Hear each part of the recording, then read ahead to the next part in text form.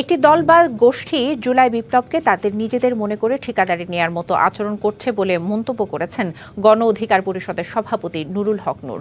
বলেন, মতের বাইরে গেলেই তাদের সুবিধা মতো ট্যাগ দিচ্ছে। দুপুরে চট্টগ্রাম প্রেস ক্লাবে সাংবাদিকদের সাথে মতবিনিময়ে তিনি বলেন, ৫ই আগস্টের পর থেকে এই গোষ্ঠী আওয়ামী লীগের মতো ট্যাগিংয়ের রাজনীতি করছে।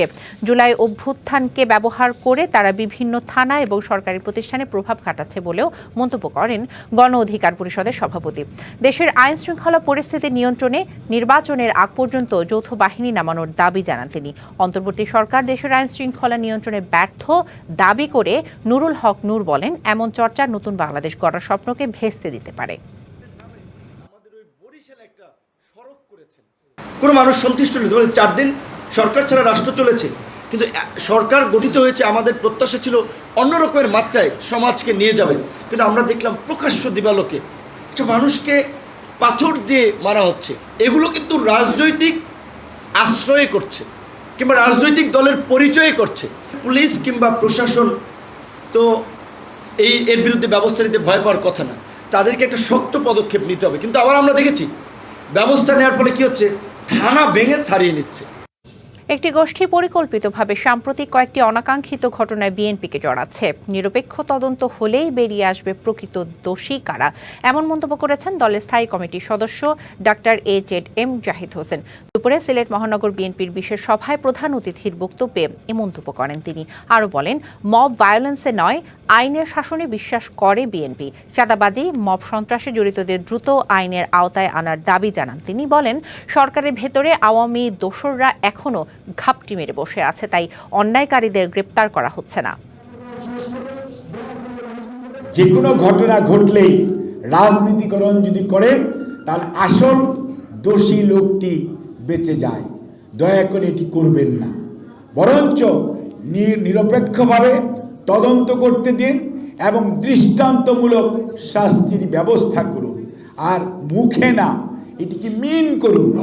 আপনারা মুখে একটা বলেন, কিন্তু বাস্তবে এটা প্রয়োগ করেন না। প্রায় এক সপ্তাহ পর নোয়াখালী পৌর শহর এলাকার বিভিন্ন সড়ক থেকে পানি সরেছে, তবে সড়কে খানা খন্দে জমে আছে পানি। নিচু এলাকার বাড়ি ঘরও জলমগ্ন। এছাড়া সদর, কবিরহাট এবং কোম্পানিগঞ্জ উপজেলার বিভিন্ন এলাকা থেকে পানি নামছে ধীরগতিতে। সড়ক এবং কাঁচা ঘরবাড়িতে থই থই করছে জমে থাকা বৃষ্টির পানি।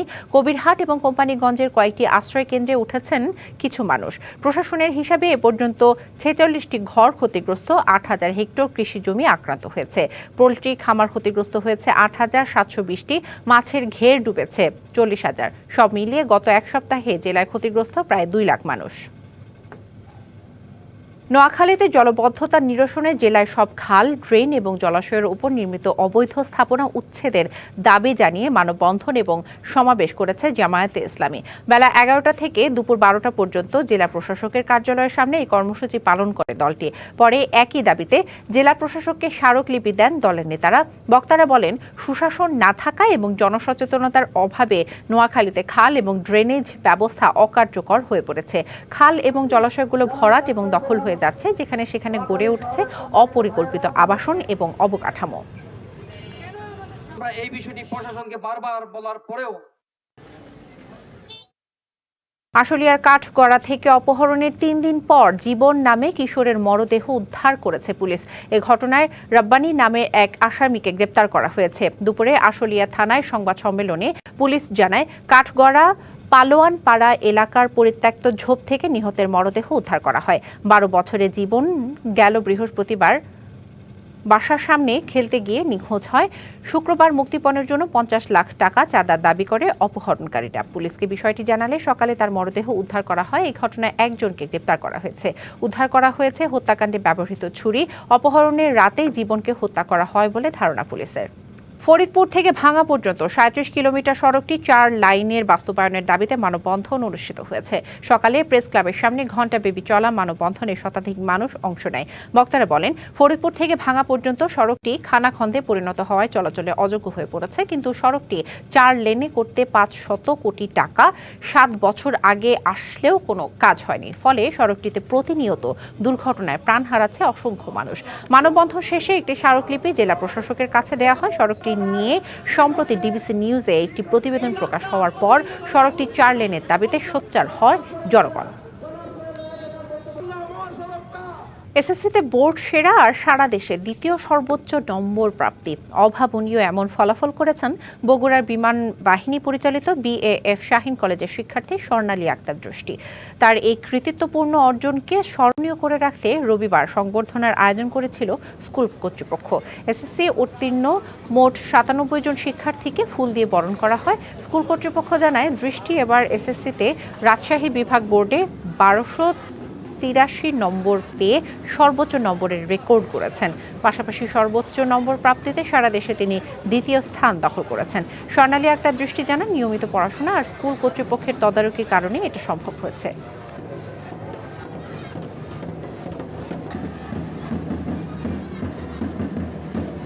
চাঁদপুরে খতিব মাওলানা আ.ন.ম নূর রহমানের উপর হামলার প্রতিবাদে মানববন্ধন করেছে জেলা ইমাম পরিষদ। সকালে জেলা প্রশাসকের কার্যালয়ের সামনে এই কর্মসূচিতে অংশ নেন বিভিন্ন মসজিদের ইমামরা। তাদের দাবি, পূর্ব পরিকল্পিতভাবে ইমামকে হত্যার উদ্দেশ্যে হামলা করা হয়।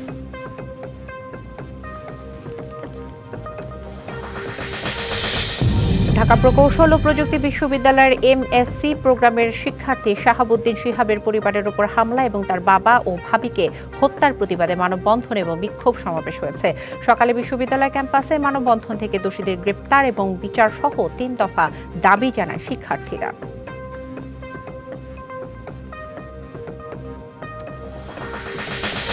চাঁদপুরের মতলব উত্তরে আলোচিত হাবিবুল্লাহ হত্যা মামলার রহস্য উদ্ঘাটন এবং মূল আসামি কামাল মীরাকে আটক করেছে পুলিশ। দুপুরে পুলিশ সুপার কার্যালয়ে প্রেস ব্রিফিংয়ে এসব তথ্য জানান চাঁদপুরের পুলিশ সুপার মোহাম্মদ আব্দুর রকিব।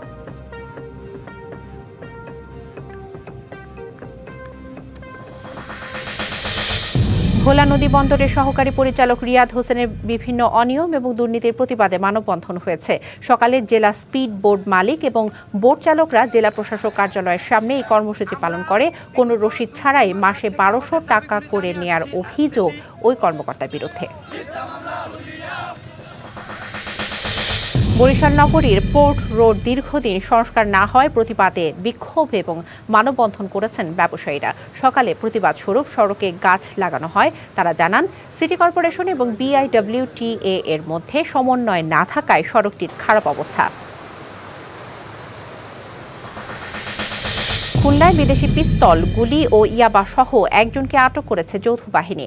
সকালে সংবাদ সম্মেলনে জানানো হয়, শনিবার রাতে কোস্টগার্ড, নৌবাহিনী ও পুলিশ জেড এন প্যালেস নামের ওই আবাসিক এলাকায় হোটেলে অভিযান চালায়।